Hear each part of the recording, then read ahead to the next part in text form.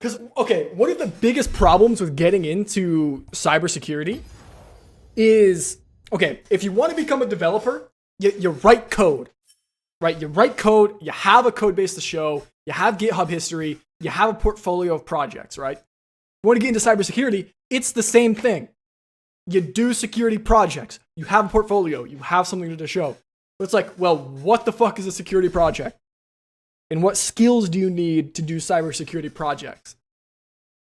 And a lot of people are like, oh, just go on like Try Hack Me and they have security courses. And it's like, no, that is not a project. Learning from a course is not hands-on experience. That's not what people are looking for.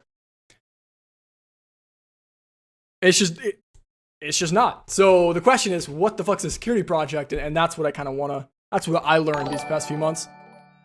I only have one stat.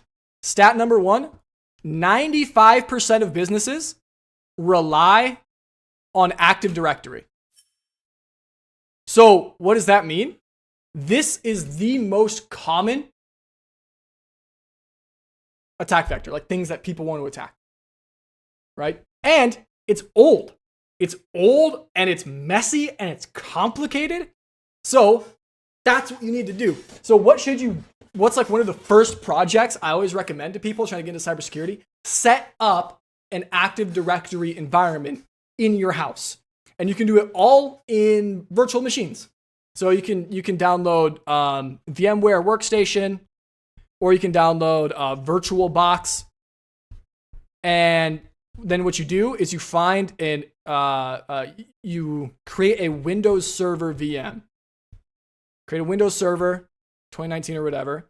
You put Active Directory on it. You create another VM, and don't make this one a server, maybe like just like a Windows 11 VM or whatever.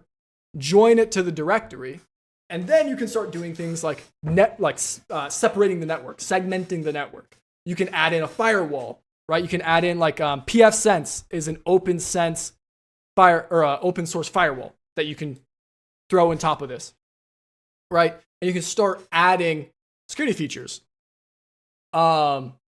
Make scripts to populate your Active Directory with a bunch of fake users, give them different permissions, figure out how groups work, all that kind of stuff. That is a must do.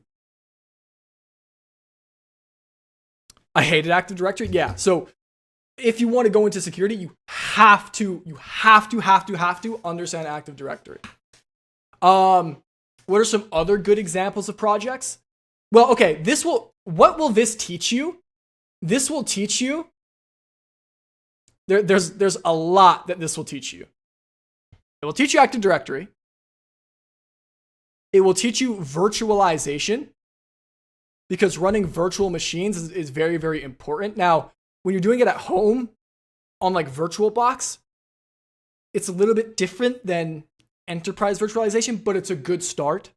It will also teach you, and this is key, networking. So you got to really go into IP addresses, and you have to go into local area networks, right? And then you have to go into, and actually here, let me draw it out like this. So you have to start with having a local area network for your machines to be on, right? Those need to have IP addresses. And for firewall rules, they use ports, right? Oh, you guys are going to go crazy. Firewall rules. So, I'm sure you guys have, or my security IT guys in here have probably heard of the OSI 7 layer. Local area networks, that's layer 2 stuff. Layer 2, IP addressing and routing, that's layer 3 stuff. Firewall rules and ports, that's all layer 4 stuff. So you learn each layer of the OSI layer with your hands on. You get to learn it all.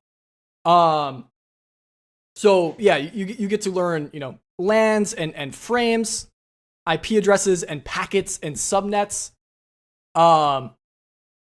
firewall rules and ports, right? All this kind of stuff that you're going to learn hands on. So go do that. That is your first thing. Other than that, there's plenty you can do. You can cloud is a big thing these days, and Azure's Microsoft's cloud platform gives you a free trial of like $200 to play with. So a project I did was I set up a honeypot. If you don't know what a honeypot is, it's basically a machine that you are intending to get hit so that you can track who's hitting you and where and how, right? So I created a honeypot, and then I opened it up on port 3389, which is RDP, and I plotted everybody that was trying to hit it, and it was crazy because within a few hours I was getting hits from like Russia and Ukraine and China, like just all over the world, right? It's really, really cool stuff.